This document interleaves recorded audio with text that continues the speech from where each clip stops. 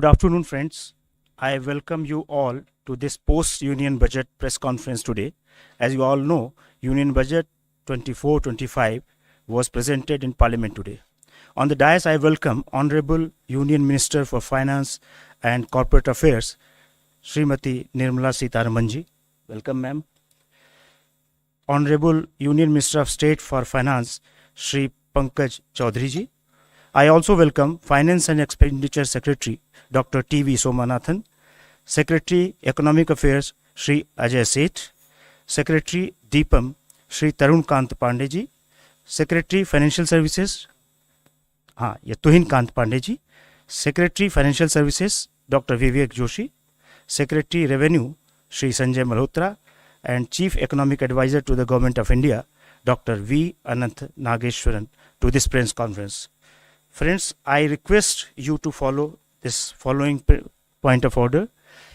It would be good if you each of one ask one question each. That will facilitate others to ask questions. And we will try to take most of the questions in this press conference. Ma'am will directly answer your question without any preliminary statement. Over to ma'am. Over to question. Anybody? Question 71, please.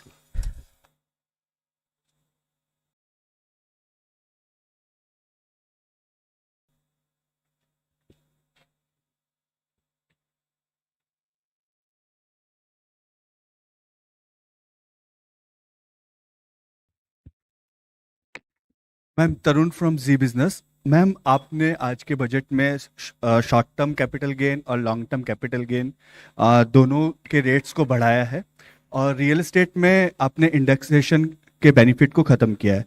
तो ma'am क्या हम माने कि जो equity है अब आप उसको बाकी एसेट्स क्लास के बराबर लाना चाह रहे हैं? नए Yardley dews exotic natural flowers की खुशबू के साथ। यार्डली ड्यूज अब 90% नेचुरली डिराइव्ड, नेचर जैसी फ्रेशनेस हमेशा। आजमाइए यार्डले बॉडी मिस्ट की नई range.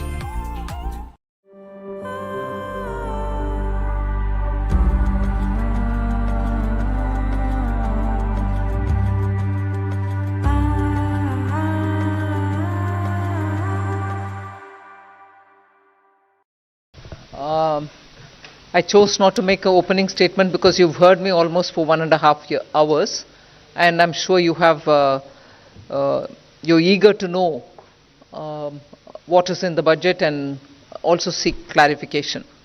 For your just for a matter of drawing your attention, we've put up a single slide which has used the word employment as an acronym to capture that is everything in the budget.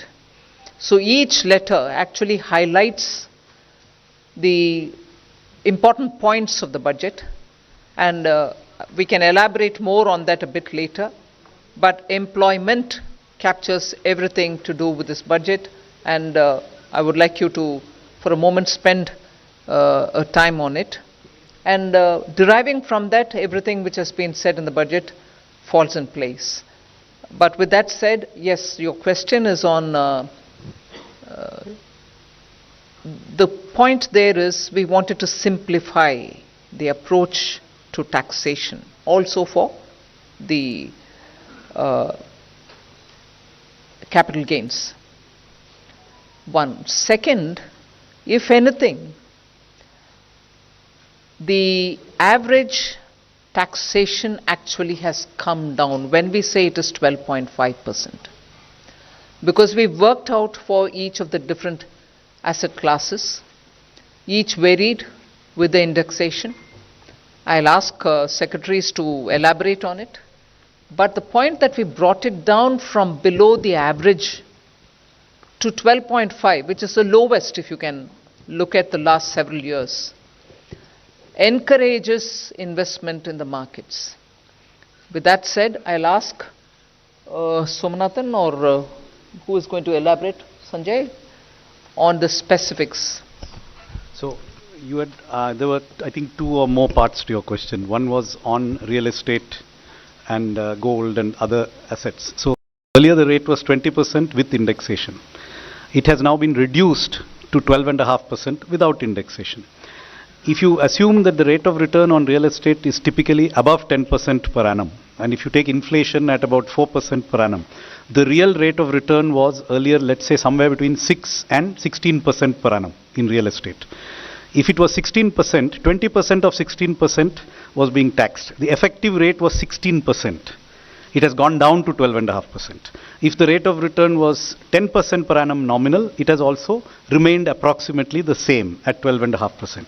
So actually there is either a reduction or no change in respect of the effective rate of tax on property and gold. Now, as regards the equity, yes, it has gone up from 10 to 12.5, but you will also find that unlisted equity has gone down from 20 with indexation to 12.5 without indexation. Basically, we have a very, very simple, easy regime. All listed, all unlisted are at 12.5% long term. And all are at 20%, equities are at 20% and everything else is at applicable rate for short term.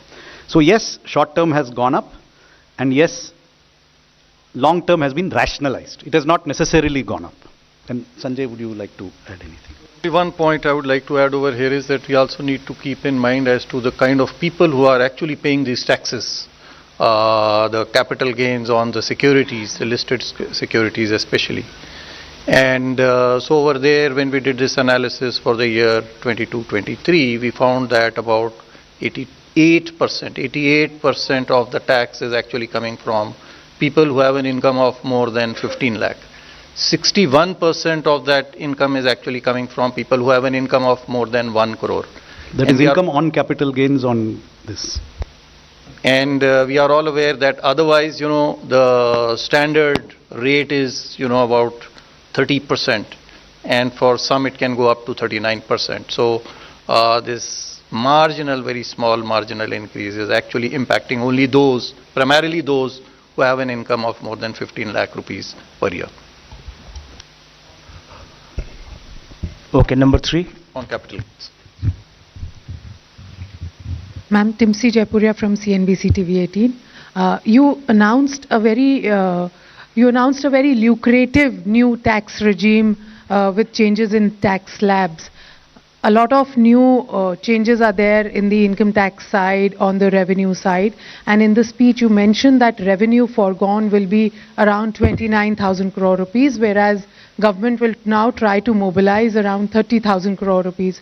What will be these revenue mobilization measures, and from where do you think this foregone revenue will be recovered?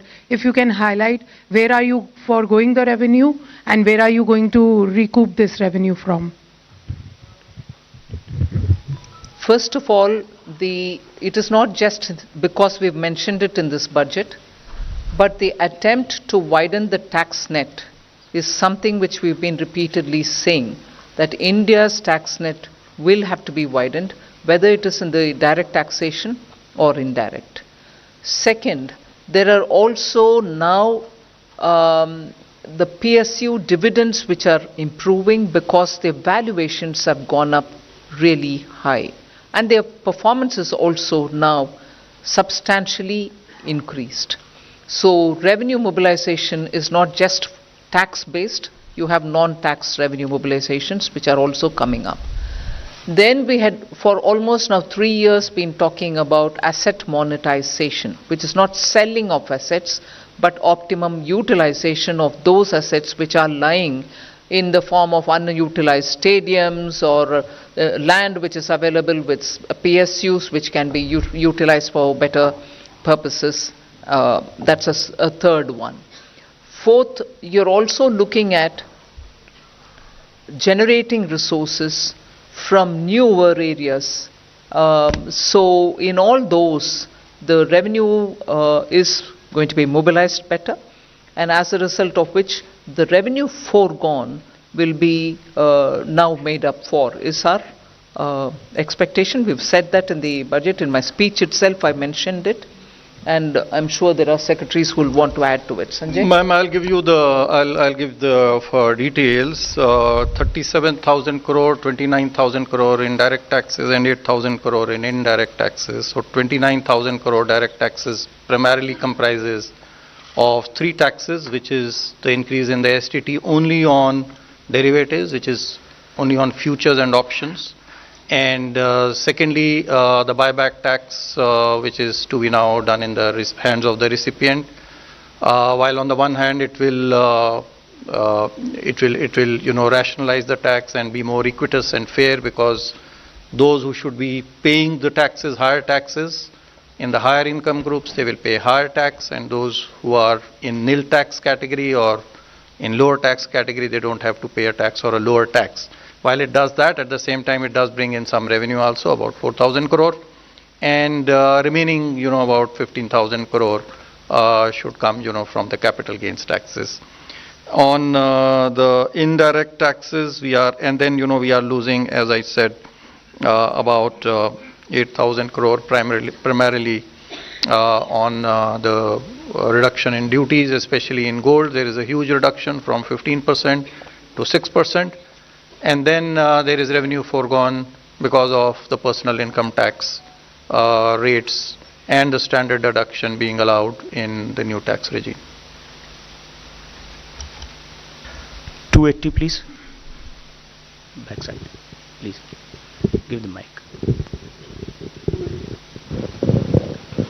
Good afternoon, ma'am. This is Surbhi from Business Today. Ma'am, the angel tax has been abolished, which is a very welcome move. But just wanted to understand that one of the things the angel tax was also doing was checking money laundering concerns. So could you explain how these will be taken care of now? Thank you. Thank you very much, and I'm glad to hear it is welcome. You've been raising this issue, as with many others outside of media also, saying, are you considering it? Although it was introduced during the UPA government, and it was introduced in 2012. 2 years had passed, and since after that, when we came in, we tried keeping as a good governance principle, government being a continuum, the tax continued. Although we tried giving carve-outs for startups and also making it simpler, bringing parity for the non-resident Indians, the way in which they've been treated as opposed to the Indian investments and so on. Today we've announced that we will indeed remove it.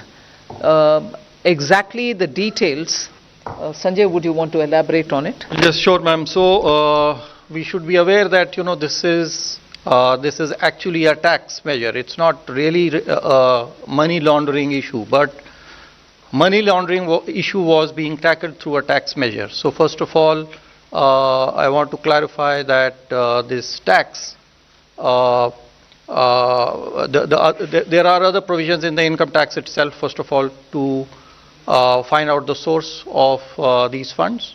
Number two, there is already, the Prevention of Money Laundering Act, which continues to be in existence. So if there is money which is being laundered, money, being paid as a bribe or for use in, other purposes for terrorism, etc., there are enough laws, including the Nyaya Sahita, Bharatiya Nyaya Sahita, and the Prevention of Money Laundering Act to take care of those issues. While on the other hand, now some genuine money for investment, actually, there is this deterrent provision no longer exists, while provisions for money laundering remain, and they should be sufficient to cater to it.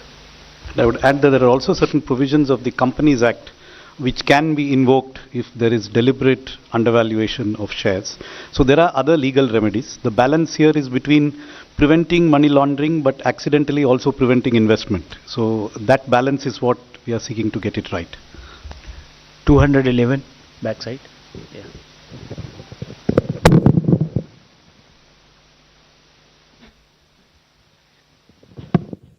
Hello, ma'am.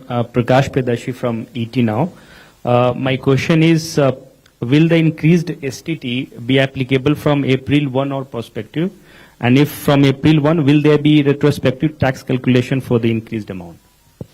It's not retrospective. It is with effect from 1st of October 2024. So we are giving sufficient time for the exchanges and the people, who collect this tax to put their systems in place to be able to collect it.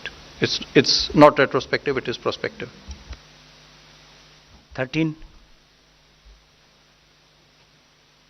11 ठीक 11 Ma'am, Karishma here from Business Today. Ma'am, congratulations to you and everybody. Ma'am, my question is on this special assistance to Andhra Pradesh and Bihar. 15,000 crore is the number that you've given for Andhra Pradesh for this financial year. Is there further assistance that you are looking at, or is it going to be need-based in terms of the amount? I've already mentioned in the budget speech that 15,000 crore is coming through the multilateral development assistance, which we borrow from the multilateral banks, whether it is World Bank or ADB or AIB, whatever. And I've also ended that paragraph by saying further assistance will also be extended. There is no definitive amount? No. 152 ma'am Alok Priyadarshi from CNBC आवाज में ma'am सवाल यही है कि जिस तरह से आप लोग न्यू टैक्स रिजीम को प्रमोट कर रहे हैं, इस बार भी आप लोगों ने स्लैब में चेंज किया, स्टैंडर्ड डिडक्शन बढ़ाया, तो ये मान के चलें कि न्यू टैक्स रिजीम के जरिए आप मिडिल क्लास को राहत देने की कोशिश की है इस बार।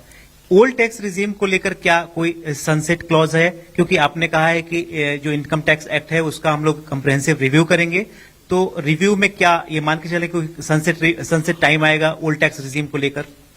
अभी मैं बोल नहीं सकती हूँ। जरूर हमारी इरादा ये है कि सिंपलर टैक्सेशन रजीम होना चाहिए, और सिंपल टैक्स रजीम की ओर अगर हम जा रहे हैं ये रिव्यू के द्वारा, वो ही हमारी मकसद होगा कि सिंपल कर दो। ओल्ड टैक्स रजीम को सिंपल करने के रास्ते पर ही ये नया टैक्स रजीम आया है। सनसेट होगा कि नहीं होगा वो अभी मैं बोल नहीं सकती हूँ, वो रिव्यू करने के बाद ही हम एक डिसीजन लेंगे। और ये एक आंकड़ा मैं आपको दे दूं कि इस बार पिछली बार जो हमने परिवर्तन किए थे नई टैक्स प्रणाली में, तो 70% लोग अभी तक जो 4 करोड़ के लगभग हमारे पास में रिटर्न प्राप्त हुए हैं पिछले वर्ष के, 70% ने इसको प्रेफर किया है बनिस्बत की पुरानी प्रणाली को। तो बड़ी तेजी से लोग नई प्रणाली की ओर आकर्षित हो रहे हैं और हमारा यही प्रयास रहेगा। Yes. Ongoing period.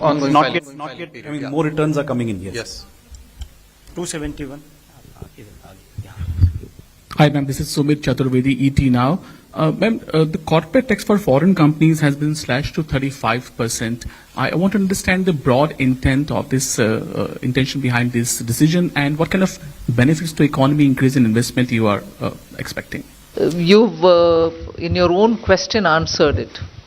We want more investment to come into this country. So that is why it has been brought down.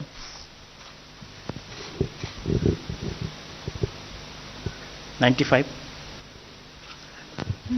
Just to add to that, there was a widened differential between foreign and domestic companies which arose after the tax cut in 2019. When the domestic rates were cut, the foreign rates were not cut. So there was a widening of the gap. With today's change, there is still a higher rate of tax for foreign companies, but it is not now disproportionately higher than domestic. And therefore, this is something where, according to the feedback received from industry, we expect more foreign companies to invest now that this regime is adjusted in this manner. Good evening, ma'am. This is Pal Singh from Outlook Business. You have earmarked a significant allocation towards rural infrastructure today. So how much of a boost to consumption and overall demand are we expecting here from this allocation? So it is difficult to quantify what would be the accretion to demand coming from. I mean, the obvious increase is whatever we have increased. But yes, would there be a multiplier? Probably yes. I think with the Awas Yojana Gramin and the Gram Sadak Yojana, these two do have a lot of multiplier effects as well. Traditionally, for capital expenditure, the multiplier has been calculated at somewhere around 2.5 to 3. In the Awas Yojana, it may be a little lower, but yes, there would be a substantial multiplier. I don't have a precise calculation. But other than the Awas Yojana and Sadak Yojana, Gram Sadak Yojana, there's a major push towards the corridors. For instance, I mentioned in the context of Bihar, I mentioned in the context of Andhra, 2 corridors which are moving, one from Visakhapatnam to Chennai, the other moving from Hyderabad to Bangalore, Buxar, Purnia, and so on, and building of the Gaya node in the Amritsar to Kolkata are all towards building infrastructure in the rural areas in order that we attract more investment and enable transit of goods in those huge corridors. All these are essentially going to the rural areas in a big way. And therefore, it is not just through PM Awas Yojana and Sadak Yojana, but major investments in strengthening the corridors, building nodes, and therefore also in improving the rural infrastructure is happening. 11. Ma'am, I'm Maria Shakir from NDTV and NDTV Profit. Congratulations for creating history today by becoming the only finance minister for having presented 7 consecutive budgets. Ma'am, my question to you is about the first-timer scheme, because as you said, that employment perhaps sums up the essence of this budget. Would there be more blueprint coming out as to how this first-timers scheme will be playing out, and what will be the role of private sector?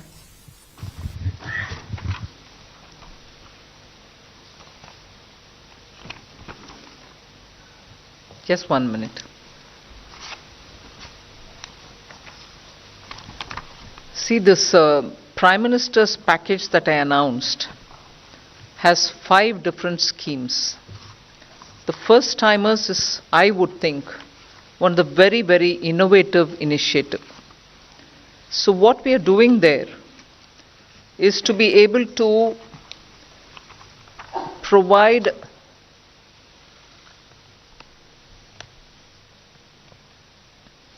first timers 1 whole month's salary as subsidy. And this will be put into their account as direct benefit transfer, but possibly in tranches. When an employer picks up a first timer, and this is through the EPFO that you get to know that they have paid their provident fund amounts, and therefore the first timer indicator that we are talking about will be established. So they can't just say one of the existing employee is a first timer and claim it. There are enough checks and balances in the system to make sure that indeed the first timer is coming in. And then the first timers will be put through that learning curve, and this will help them to acquire skills so that they become fully productive. This kind of a subsidy giving, 1, you give the first one month's salary. 2, you're also giving both for the employee and for the employer subsidy. So the applicable person for whom it is being given may even draw a wage up to 1 lakh rupees. But to the extent of 15,000 is what you're giving as a subsidy. The installments, as I said, for the first 1 month wage that you want to give will be done over 3 installments, direct into the first time employee's account. One compulsory measure that we are bringing in there is to make sure that the employee undergoes online financial literacy course before claiming the second installment from the government. So he may be a qualified engineer, he may be a diploma holder, he's a first time employee in an office, he becomes a first time employee and the employer also claims that he's been recruited. We try giving him the 15,000 rupees. He may have a salary of 1 lakh, but up to 15,000 rupees is what we are going to give. And in that, if you're giving 3 installments, the first installment will be given. But before he draws the second installment, he should undergo an online financial literacy course so that he can claim the second one. So we are not training him in engineering, we are training him in financial literacy. Post that, Of course, the place where he goes to work, he's going to be working in any case. Then subsidy to be refunded if in case the employer removes him from the work within 12 months. So the employer gets a subsidy as well, but he will have to refund it if within 12 months this first time employer has been removed out of the work. This will cover, and we expect it to cover, 1 crore persons per annum. And the scheme will run for 2 years. So up to 24 months, you can have new employees brought in, new first-time employees brought in, for whom the government will give 15,000 rupees as, from our side, 1 month, what we think, 1 month's salary. Although his salary may be any amount, but to a cap of 1 lakh. And then he undergoes some financial literacy course, post which the second installment and the third installments can be withdrawn, put into his account. But most important is, if the employer removes him within 12 months, the employer will have to refund the subsidy given to the employer. So that's how that scheme works. 278. That's right. If I may just add, details are available in the budget speech in the annexure on page 31. So there are details of all the 5 schemes in this package. If you go through them, there's considerable amount of detail which you can get. Hi, good evening. This is Priyashmita from Informist.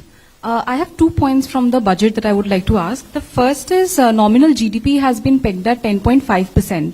And we have seen that growth is on a high momentum, and even the RBI has pegged growth at 7.2%, and the Econ survey said that it is going to be between 6.5 to 7%. So a 10.5% nominal GDP looks a little conservative. What is your view on it? And the second is that there's a mention that beyond FY26, you would want to reduce your debt to GDP. And you've mentioned that, the 4% debt to GDP it's a thing of the past. So what do you think is a sustainable debt to GDP or a desirable debt to GDP at this point? Thank you. What was the first question again?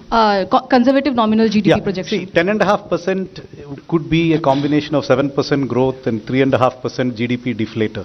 So a combination of wholesale price plus consumer price could easily be 3.5%. That's a very likely scenario.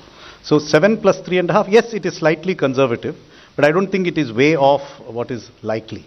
Or it could be 6.5% growth and 4% inflation as per the deflator. So I think the number is reasonable, slightly conservative, yes, but we would prefer to achieve the numbers.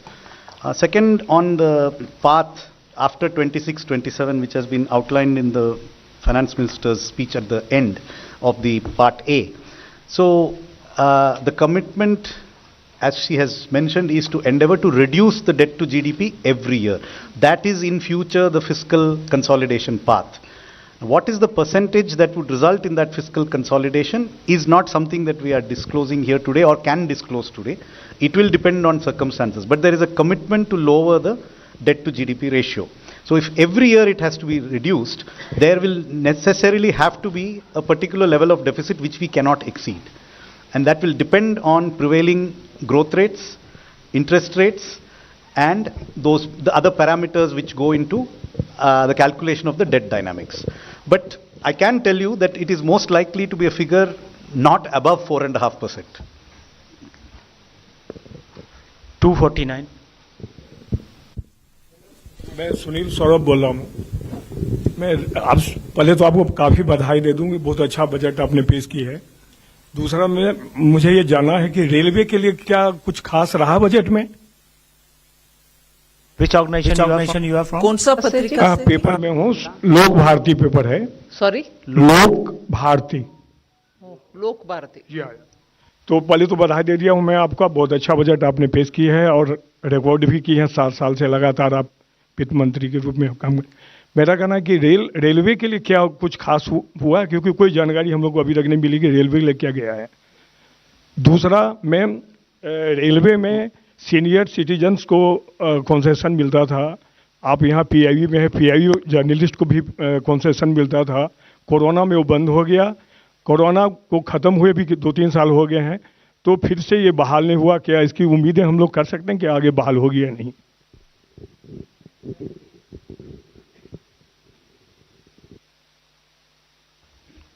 Railway का जो expenditure budget है next year, it's 2,55,393 crores, which is the highest ever, and it's a very substantial increase in recent years. So that is a very large amount of investment in the railway. So I think there is a very adequate provision.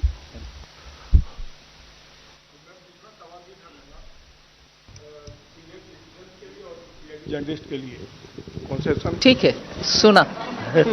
277 please. इसमें senior citizen और PIB journalist को भी जो slab में revision हुआ है उसमें फायदा है। सीनियर सिटीजन को फैमिली पेंशन में स्टैंडर्ड डिडक्शन का फायदा हुआ है रेलवे में। अच्छा ठीक। Hello ma'am, this side Harsh Kumar, this side from business. वो बजट का फायदा जो दिया है सर, वो भी तो मिलेगा सीनियर सिटीजन्स को और सबको, रेलवे में भी मिलेगा।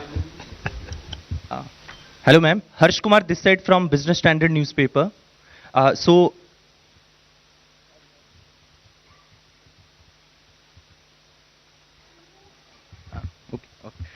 Ma'am, during your speech you mentioned about the FDI liberalization. Can you give a bit detail about it? We are trying to, since 2014, bring in ease of doing business in India, and in every sector where there was only 26% allowed for FTA, we raised it to 49, and then where it is possible, we've raised it to 74, and so on. So there's been a consistent, continuing effort to relax our policy towards FTA. First, it went sector by sector. Then there was this approach taken so that most of which can go through the automatic route. So in that process, further simplification, if necessary, we are willing to do, is what is conveyed. Also, ma'am, you have like increased the Mudra loan limit to 20 lakhs, like that cap. So can we expect the increase in Shishu, Tarun, like their types increase? So how much it will be? Can you give detail on that? We've said this only today. See how this works. Okay, thank you. I request you to please one question each person. 123 please. Here.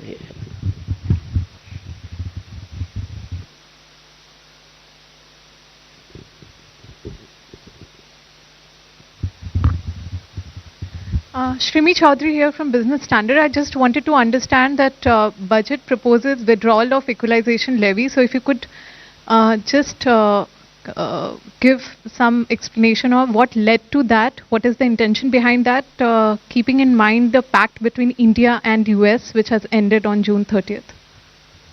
No, as the Pillar 1, Pillar 2 negotiations have been going on since 22. And since then, one of the things which was becoming more than obvious was, if at all we are going through this Pillar 1 and Pillar 2, which we intend to, the negotiations and the OECD, backed by the US administration, have all been pushing for this. We wanted a fair solution, so negotiations have been going on.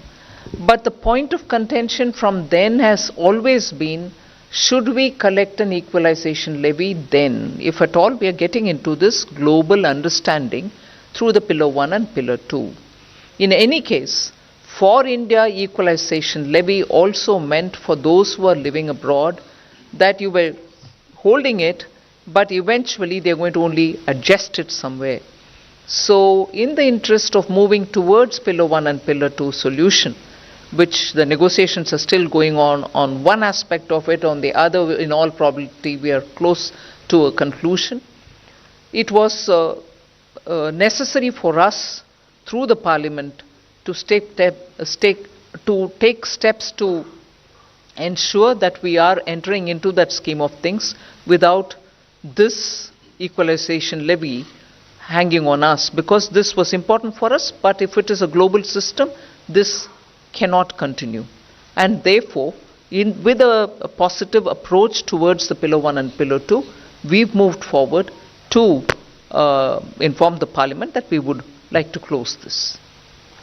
270. I may clarify that, it is only the 2% levy which has been withdrawn. The 6% levy which was earlier imposed, that continues.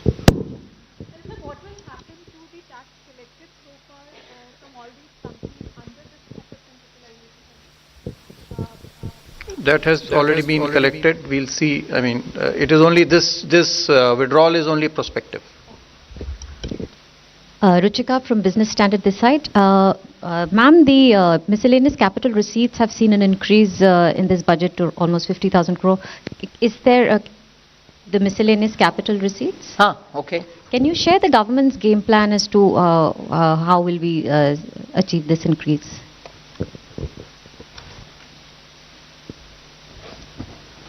The miscellaneous capital receipts are budgeted as, 50,000 crore, which was like 23-24 also, it was 51,000 crore, the interim budget. Now it's 50,000 crore, 24-25. And, this combines with all kinds of receipts, which are otherwise disinvestment receipts, asset monetization receipts, and other kinds, which will be clubbed with that. So this budgeted figure is 50,000 crore.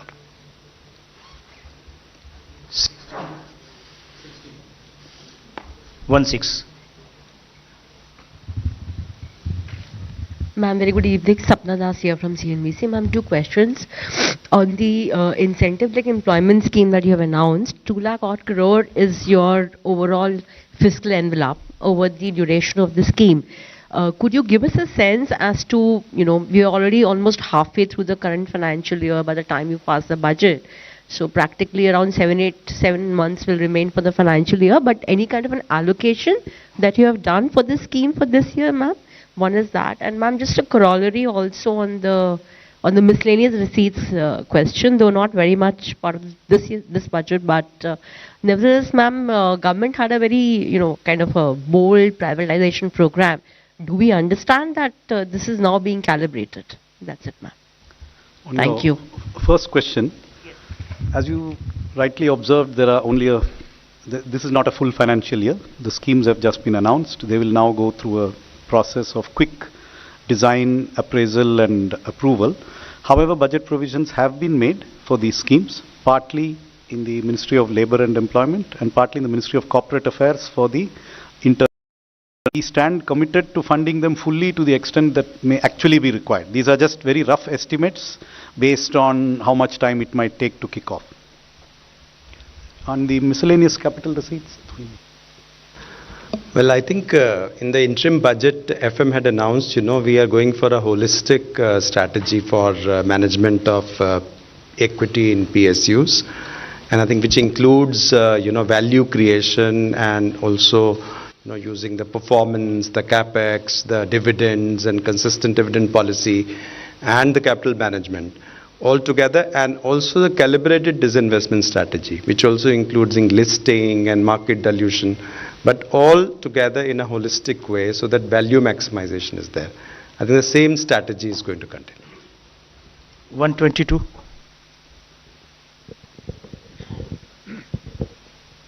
Hi, Rishabh with NDTV Profit here.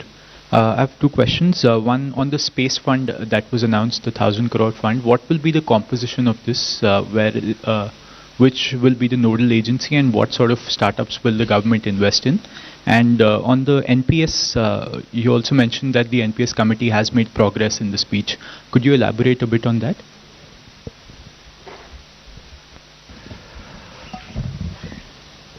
So we have seen that there's a lot of interest of the private sector on participating in the space program.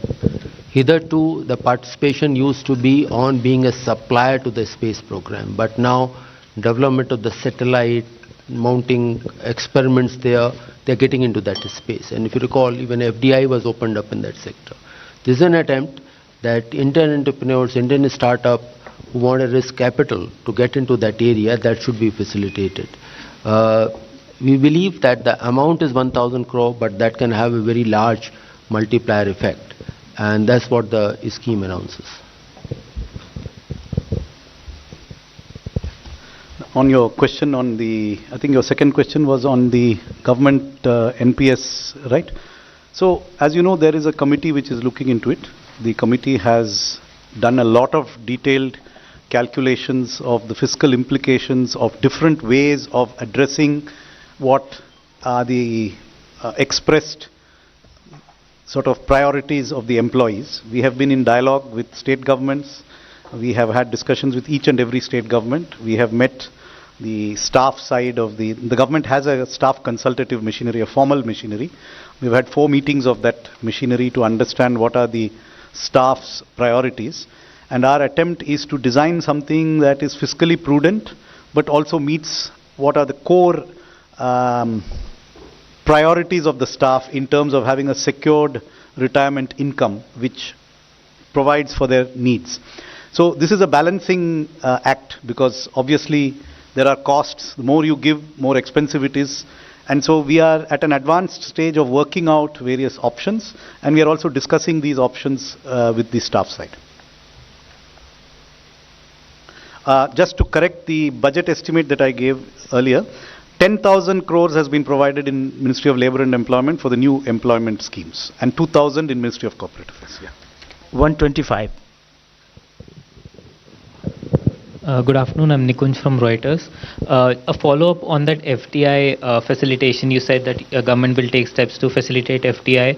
The Eco Survey also yesterday said that the government should import capital from China so that there's a right balance between investments and trade. So will the government also take steps to quickly facilitate investments from China that have been pending for long? And secondly, you've come up with an NPS for minors. So will that also have some sort of tax benefits to nudge people to enroll for NPS so that a pension coverage increases? Thanks. The Economic Survey gave its view on the investments from China.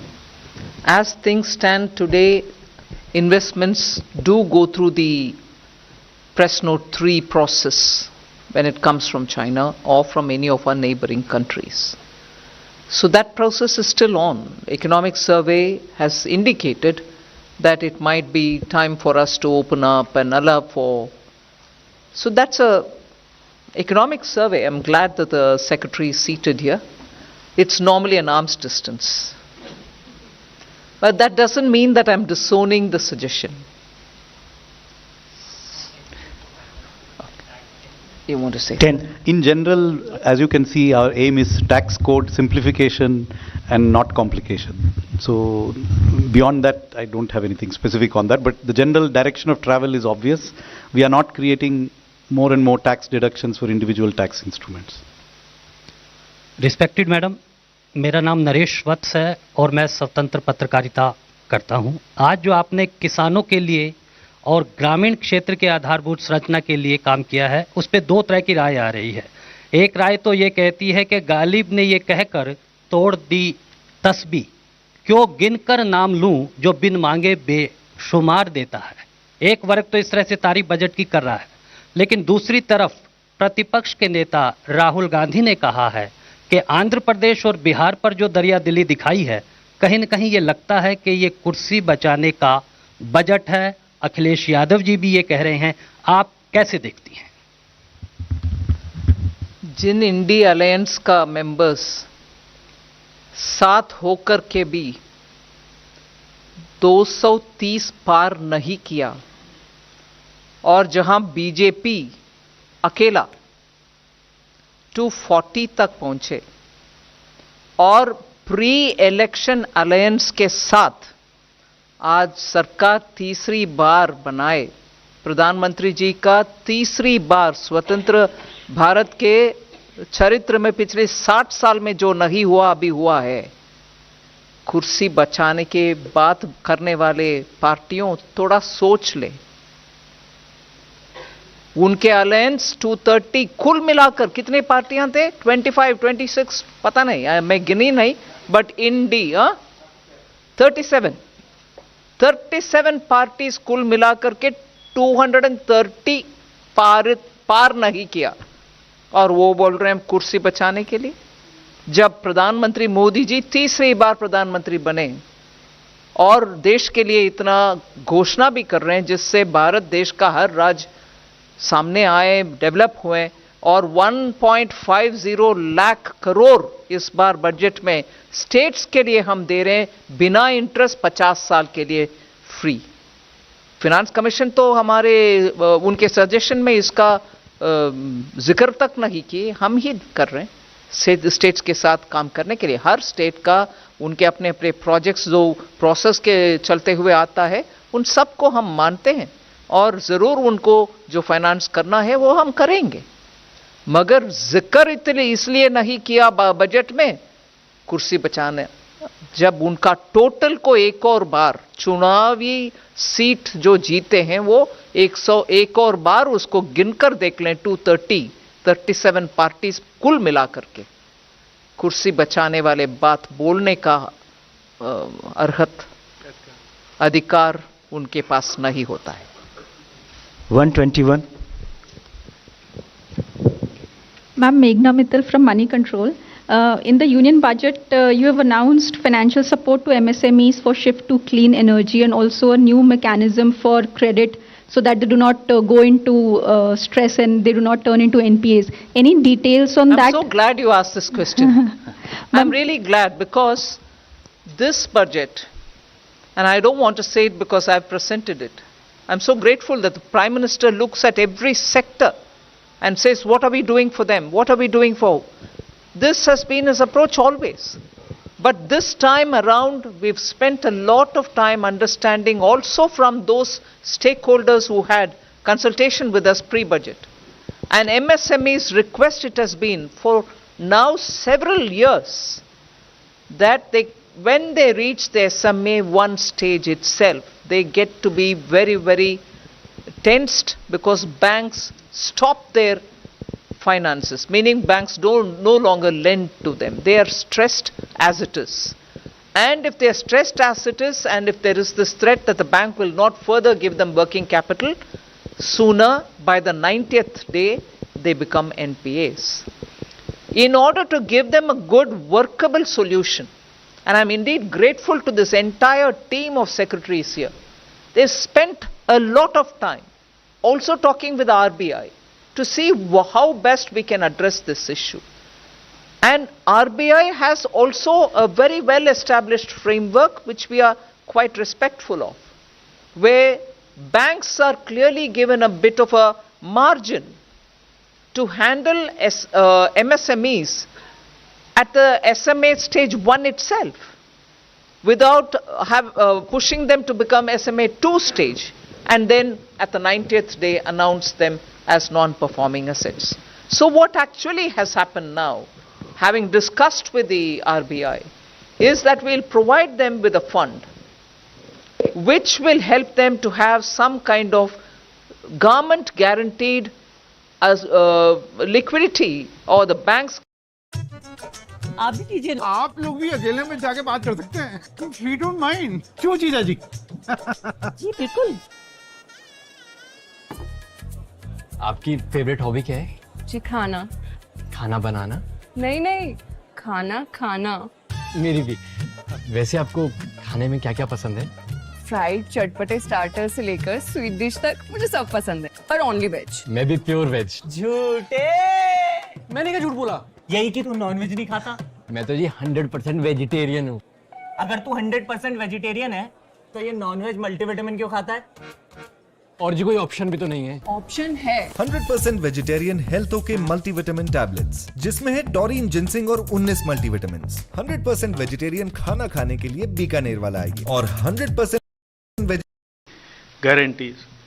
Then new assessment model for MSME credits which will be based on their digital footprints and the kind of payments they are making, such as their PF contributions, salary payment and other transactional data.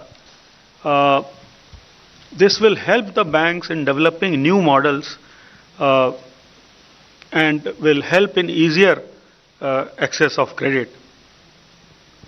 Similarly, credit support during the stress period, this mechanism will facilitate their access to credit even during the stress period, for which some kind of support fund will be created, and based on the guarantee provided by that fund, they will be helped during the SMA 1, SMA 0 or SMA 2 periods.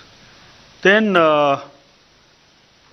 Mudra loans limit has been increased from 10 lakh to 20 lakh. Similarly, enhanced scope for mandatory onboarding in TREDS platform has been also reduced from 500 crore to 250 crore of turnover. SIDBI will also open more branches in MSME sectors.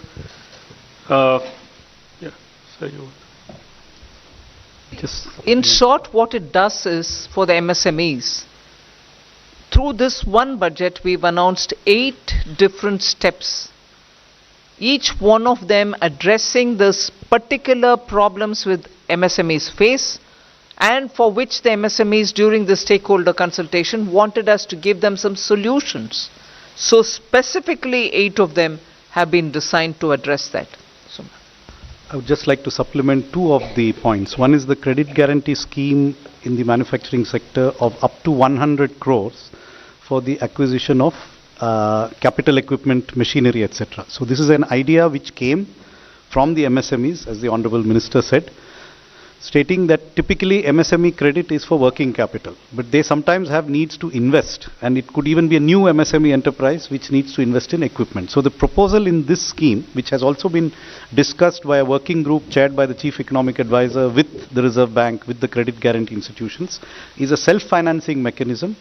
An MSME which wants to avail of a credit guarantee for this term loan will have to pay an initial upfront guarantee fee, followed by an annual top-up fee which will be based on the reducing balance of the loan. So there is no subsidy from the government which is envisaged in this scheme, unlike the CGTMSE, which is a working capital loan scheme where the government actually provides the corpus.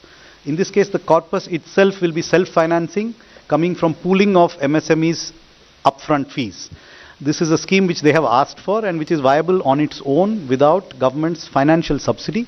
The government will have to provide a second level backstop guarantee in case the defaults exceed a particular level, which is unlikely, but there will be a backstop facility from the government.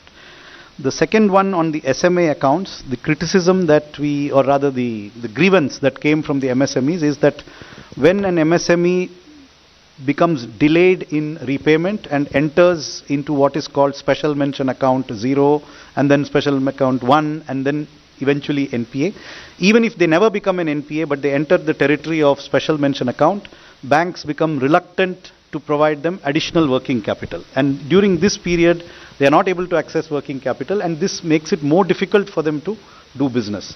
So the proposal here is that the government, with money from the government, would create a credit guarantee fund, and during the SMA period, if an MSME wants more credit, it has become an SMA, so the bank perhaps has some qualms about lending to the institution. During that period, if they extend further credit, that further credit within certain limits which will be specified in the scheme would be made available to them against a guarantee from this government institution. So this will enable MSMEs to continue to operate during the SMA period without the difficulties which they say they are currently facing. One small point, sir, I wanted to add on the, sorry. Perhaps the first part of your question was on the energy side, the cleaner energy, that what that scheme is about to help small and micro units. Often when we talk about moving towards the cleaner forms of energy, our attempt or our focus is on large industries, and these small industries do not have the financial strength to get into those areas. So first part is help them getting an audit done, which is an investment grade, meaning what it would take to move to help them moving towards a more efficient use of energy.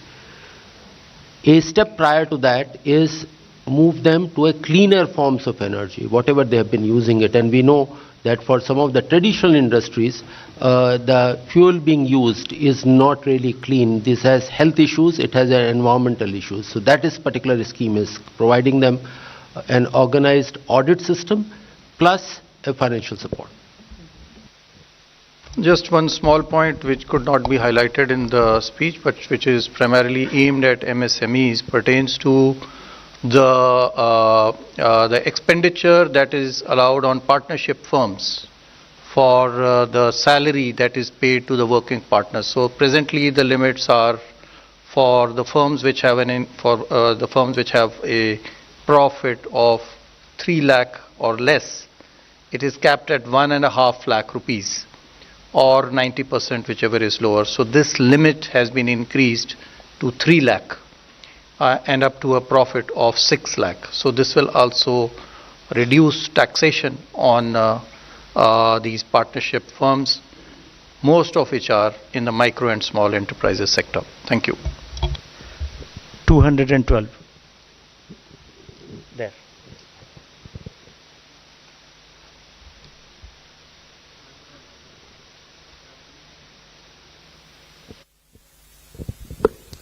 Ma'am, मैं पीयूष पांडे हूं, TV9 Bharatvarsh से। मेरा सवाल capital gain tax को लेकर के है, जिसमें आपने लॉन्ग टर्म को लेकर के जो प्रपोजल दिया है, उसमें इंडेक्सेशन का जो फायदा है वो खत्म कर दिया गया है। इससे मिडिल क्लास और लोअर क्लास को सीधे तौर पर नुकसान होगा। क्या आपने इस बारे में जो प्रस्ताव दिया है उसके बारे में थोड़ा सा बताएं। जो आप और संजय जी आपको बेहतर हिंदी में समझाएंगे, लेकिन मैं जो इतना ही कह सकता हूं कि क्या 20% विथ इंडेक्सेशन से 12.5% विदाउट इंडेक्सेशन ज्यादा है, यही सवाल है। मतलब आज का रेट है 20%, उस 20% टैक्स रेट में आपको इन्फ्लेशन के लिए एक छूट मिलता है, लेकिन नया रेट है 12.5। तो हमारा कैलकुलेशन के हिसाब से ऐसे संभव नहीं है, at least in 95% of the cases, कि ये 12.5% वो 20% से ज्यादा हो, ऐसा संभव नहीं है। क्योंकि अगर आपका मकान का वैल्यू एक साल में 10% बढ़ रहा है, तो उसमें 4% ही आपको इन्फ्लेशन इंडेक्सेशन मिलता है, 6% तो कैपिटल गेन ही होता है। 6% में 20% कितना होता है? 1.2। 10% में 12.5 कितना है? 1.25, तो ऑलमोस्ट बराबर है। लेकिन मकानों में 10% रफ्तार से नहीं बढ़ता है, they grow at 20% per annum.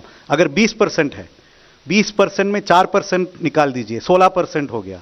16% में आप 20% टैक्स देंगे तो 3.2 होता है, इसमें सिर्फ 2.5 आएगा। तो इसमें फायदा है।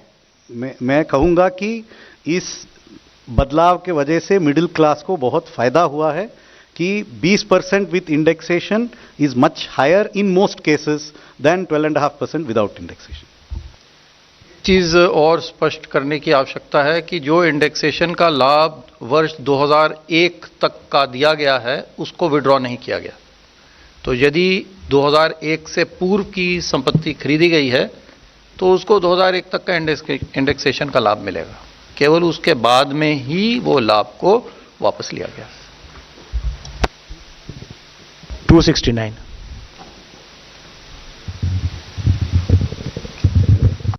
Hello ma'am, good afternoon. I'm Kriti from Informist Media. So, 2 quick clarifications. Your small savings collections, so you have revised down the estimate by about over 35,000 crore from what you had projected in the interim budget for this year. And so you have also revised down the borrowing from it. So, why would that be? What was the rationale behind, why are you not expecting that much of collection, what you were expecting earlier in February? And secondly, you have significantly brought down your T-bill borrowing, like you're repaying 50,000 crore. So, if you could elaborate more on that. I thought economic survey went into good details of explaining what's happening to small saving as different from what's moving into the stock market and everything else. So you had the background very well narrated in the economic survey. One. And now on the basis of what we've given in the budget, many things can be understood and explained. Somanathan will get into the details. Also, I would think it is only prudent for the government to make sure that your T-bills are handled much more prudently. In the very way in which you ask the question, that comes out. But in any case, you can get the details from the Finance Secretary. So, as I'm sure you're referring to the same sheet, the expected receipts from small savings, which were 4,71,000 last year, that is revised estimates, were actually 451 in the provisional actuals. So between the revised estimate and the actuals, there was a slight decline. Taking that decline into account, we just projected that what we expected would not be realized during the current year. Why has this happened? It is a mix of various other factors, the attractiveness of other investments such as the stock market, which have been discussed, bank deposit rates going up. So there could be a variety of reasons, but this is a projection. Our projection is what we have given here of 4,20,000 crores. As regards T-bills, as you know, the fiscal deficit has been reduced between last year and this year, and between the interim budget and this budget.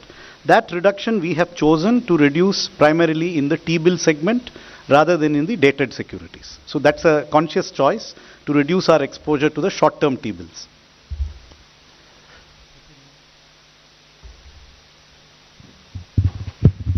Ma'am, I am Monica from the New Indian Express.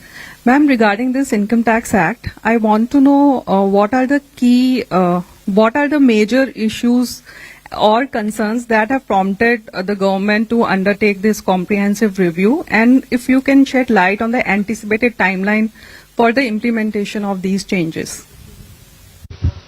I think not just this year, but we've been talking about simplifying personal income tax. The direct taxation code itself is something which has been discussed now for nearly 4-5 years. As much as I remember, since 2019 we've been talking about it, if not earlier. So the idea is gradually we are moving towards a simplified taxation regime, and of course even as we talk about it, also to bring down the incidence of tax itself. So there is no new context, but a context which has prevailed for some time, and therefore we are taking this review up now. As to how it'll and when it'll come into force, it'll be too early for me to say. I've just announced it. We'll like to do it at the earliest. I think I've given some kind of a 6 months time or something. 6 months.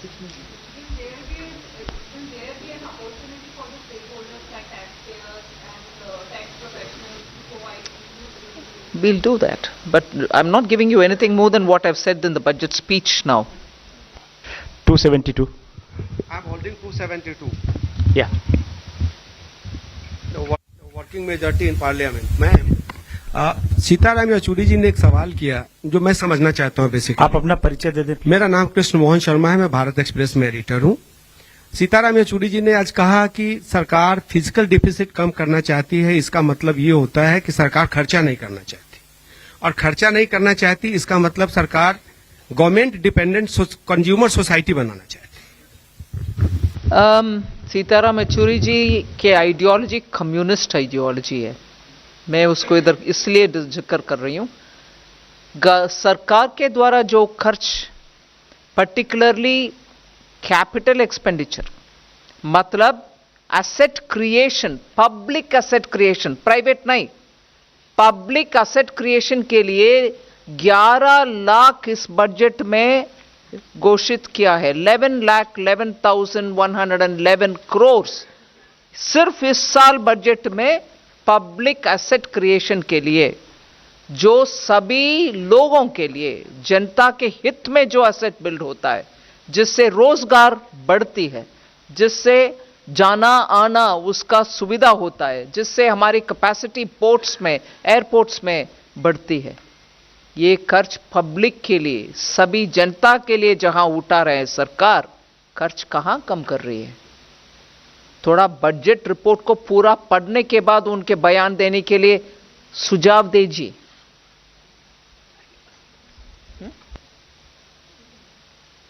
Just to give you the figures of total expenditure, they have increased from 41.9 lakh crores in 22-23 to 44.42 lakh crores in last year's provisional actuals, and are budgeted at 48.2 lakh crores in 24-25. So expenditure is actually going up substantially.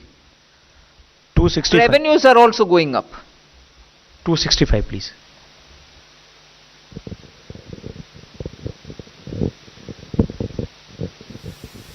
Sir, Vikas Dhoot from the Hindu. This is actually to get some details on one of the expenditure budget details that I went through. One of the highest increases we are seeing in outlay. Can you introduce yourself? On the capital outlay side on other general Can you services. introduce yourself, Vikant, again?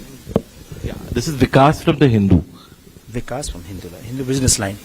So, on the capital outlay in the other general services head, we are seeing a jump from 6 crore to 62,600 crore roughly. And, we try to match it. I think it talks about the allocation as being for new schemes. So I wanted to get a sense of which schemes are covered. This was actually mentioned in the interim budget speech. You see, this budget is a continuation of the interim budget. If you remember, there was an announcement of a large scheme for innovation, research and development, the funding for which was housed in the Department of Economic Affairs. And that continues to be housed there until the target groups and the various departments which will implement it are decided upon. Secondly, so that's not the only component of the 62,000. The government has followed an approach of encouraging infrastructure departments to spend and complete projects as quickly as they can and not to be constrained by their budget estimates. But at the same time, we do not know in advance which of these infrastructure departments may need more money than has been budgeted. So for example, I said that there's 2.53 lakh crores for railways, 2.4 lakh crores for roads. It's possible that they may need more, and if they need more, we have set aside money for that, which is kept tentatively in the Department of Economic Affairs, but which will be reallocated to the necessary departments when the need arises. That is what the 62,000 is for.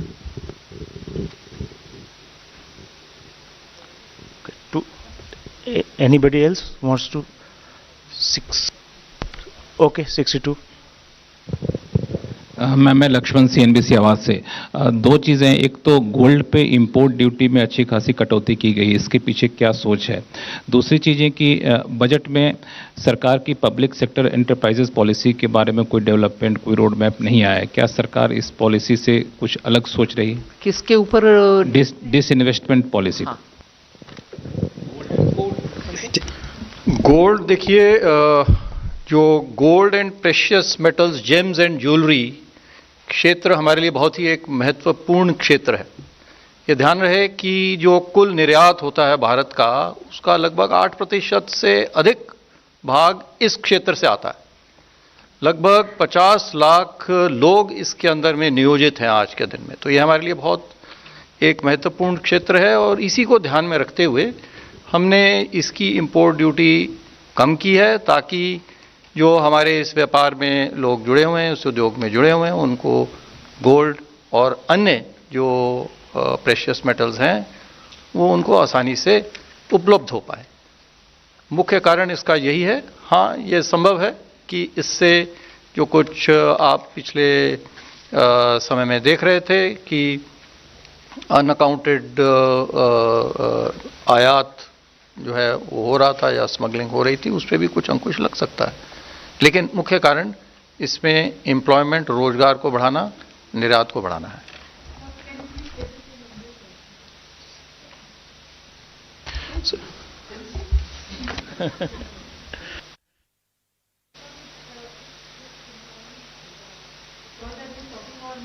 No, very well taken. He will say it in English, but I am wondering if it's a journalist from the south. No problems. No, only thing I said is this is primarily to increase employment in this huge labor-intensive sector of gems and jewelry, where we have reduced the duties. It contributes more than 8% to India's exports, and 50 lakh people are actually employed in this. So this is the primary reason. There's another announcement in this regard, not on import duties, but for diamonds also. For raw diamonds, the Honorable Minister had announced that raw diamonds, we will give a special harbor rate for the foreign mining companies. So it should, both of them should be seen in that light to basically promote employment in these labor-intensive sectors. Thank you. 211.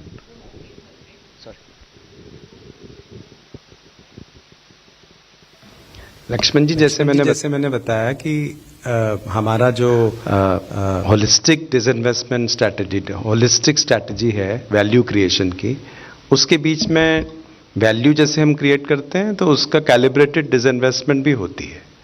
जैसे पीछे भी listing हुई थी, इरेडा की listing हुई थी, उससे पहले LIC की हुई थी, मार्केट डेल्यूशंस भी हैं।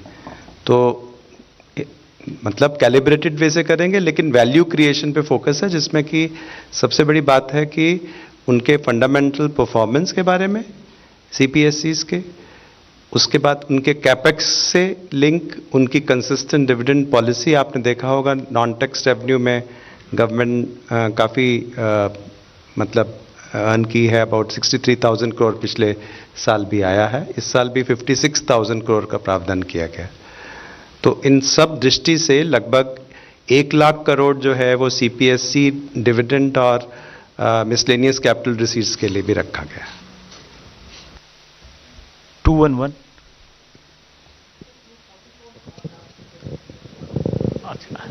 निकुंज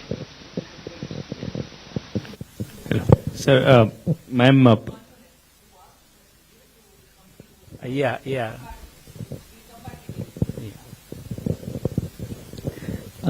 Ma'am, thank you. Bani Kinkar Patnaik from the Economic Times. Ma'am, on your debt reduction plan, so does it mean that from FY27 onwards, the reduction in debt ratio will be the primary anchor of your fiscal management instead of fiscal deficit? And ma'am, related question, while it is not feasible to firm up short-term or medium-term target for reduction in debt ratio, but would you be looking at any long-term goal for this? Yes, you have correctly identified that there is an approach which is outlined in that sentence, which is that hereafter it is not the intention to focus on a deficit number, but rather to look at what will keep reducing our debt to GDP ratio in normal years.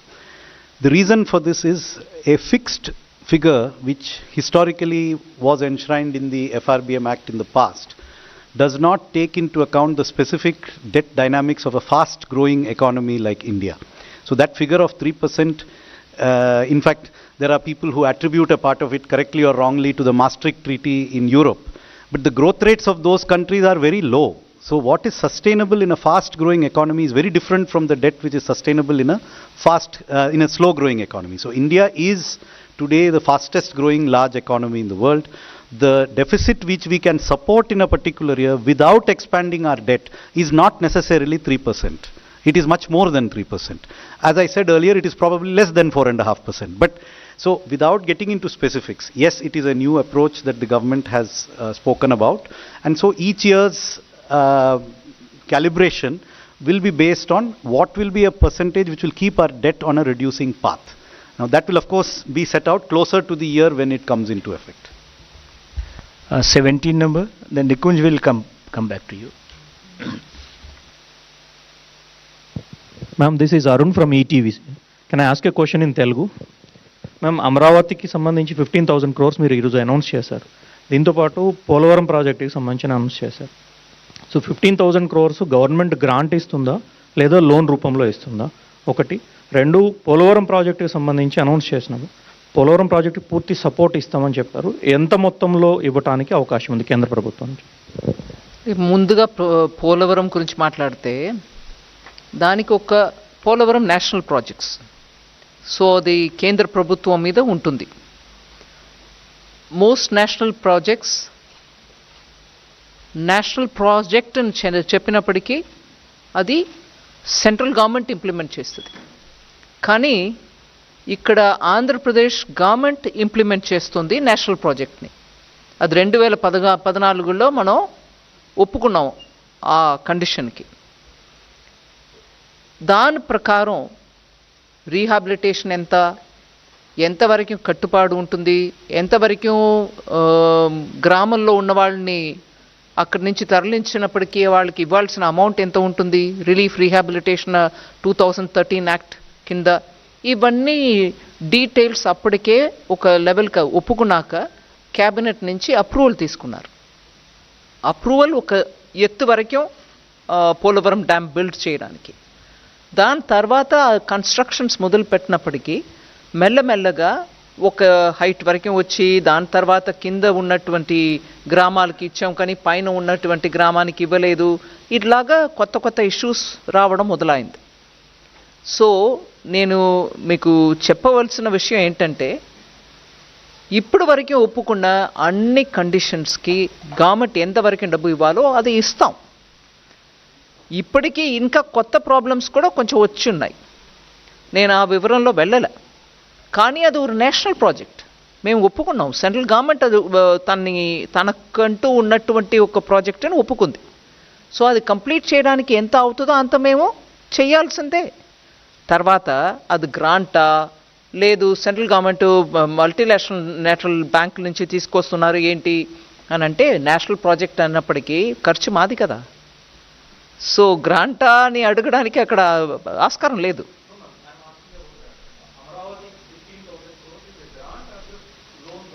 ఒక నిమిషం, నా పోలవరం గురించి నేను మొదలుపెట్టాను కదండి. So Polavaram గురించి మాట్లాడుతున్నప్పుడు cabinet ద్వారా ఎంత అప్రూవల్ అయిందో దాని మేరకి ఇప్పటివరకు ఎంత ఇవ్వాలో అంత ఇస్తూ వచ్చాం. In fact first time cabinet approval చేసిన అంత అమౌంట్లో అన్నీ కూడా క్లియర్ అయిపోయింది. ఎగ్జాక్ట్ అమౌంట్ నేను ఇప్పుడు చెప్పట్లేదు కానీ అన్నీ క్లియర్ అయిపోయింది. ఏదో కొంచెం అటుగా మిగిలి ఉంటుంది. కానీ ఇప్పుడు నుంచి అది ఎంత హైట్కి ఒప్పుకున్నారో అంత హైట్కి వెళ్ళడానికి, ఎందుకంటే ఒక 2-3 సంవత్సరమో అందుకు ముందో ఈ గవర్నమెంట్ ఆ గవర్నమెంట్ నేను మాట్లాడలే. మొత్తానికి దాంట్లో ఉన్నటువంటి ఇబ్బందుల్ని దాటుకొని ఇవాళ అది కంప్లీట్ చేయడానికి ఎంత అవుతుందో అది మేము వాళ్ళతోటి కలిసి మాట్లాడి దానికి ఫుల్ సపోర్ట్ ఇస్తాం అనేదే మా స్టేట్మెంట్. కరెక్ట్. రెండో ప్రశ్న ఏంటంటే, 15,000 goes for the capital. Amaravati capital. Yes, Amaravati capital construction, ఎందుకంటే ఆంధ్రప్రదేశ్ రీఆర్గనైజేషన్ యాక్ట్ మేరకి స్టేట్ క్యాపిటల్ బిల్డ్ చేయడానికి సెంట్రల్ గవర్నమెంట్ దానికి స్టేట్ గవర్నమెంట్కి హెల్ప్ చేయాలని యాక్ట్ ప్రకారం ఉంది. So capital city Amaravati build up చేయడానికి మేము డెఫినెట్గా వాళ్ళకి అసిస్టెన్స్ ఇవ్వాలి. ఇప్పుడు నేను చెప్పిన 15,000 కోట్లు వరల్డ్ బ్యాంక్ అసిస్టెన్స్ తోటి మేము వాళ్ళకి తెప్పిస్తున్నాం. దానికి కౌంటర్ పార్ట్ ఫండింగ్ కూడా ఉంటుంది. కానీ ఇవాళ స్టేట్ పొజిషన్ ఎలా ఉంది, అది ఎట్లాగా వాళ్ళు ఇస్తారా ఇవ్వలేరా, అది మేము సెంటర్ నుంచి గ్రాంట్ ఇచ్చుకుంటామా, ఇవన్నీ చూసి వాళ్ళతోటి మాట్లాడుకొని చేస్తాం. ఎందుకంటే ఆఖరికి ఆ క్యాపిటల్ లేకుండా 10 సంవత్సరం వెళ్ళిపోయాయి. ఆంధ్రప్రదేశ్కు ఒక క్యాపిటల్ ఉండాలి. భారతదేశంలో ఒక రాజ్యం ఉందనంటే క్యాపిటల్ లేకుండా అది ఆంధ్ర. అది యాక్ట్ ప్రకారం ఈ పార్టీకి క్యాపిటల్ అక్కడ ఉండాల్సిందే. నేను ఎవరు చేస్తారు ఎవరు చేయలేదు అనే విషయానికి వెళ్ళలే. ఆ క్యాపిటల్ బిల్డ్ చేయడానికి కేంద్ర ప్రభుత్వం పూర్తిగా కట్టుబడి ఉంది. 211. Ma'am, though there are several decisions on custom duties in the budget, but the steel companies have approached government in order to increase custom duties on their finished products to discourage import of various products, especially from China and Vietnam. So why the government has decided to ignore this decision? I'll have Sanjay talk about it, but the steel industry came and met me almost 3-4 days before the budget presentation, a week before. But of course they've been saying for a very long time. But Sanjay, you want to get into Ma'am, we have taken a number of measures. Steel, you see, is a very, very important sector because it is a primary metal which is used by everyone. So one has to take a very balanced view over there. So that while our manufacturing industries have some kind of support, I would not like to use the word protection, but at the same time we can't have very high duties on them, which they will ultimately pass on to consumers and increase inflation. So our effort really has been to make it possible for them to be able to produce at low rates. So here in this budget, there are proposals to reduce BCD on certain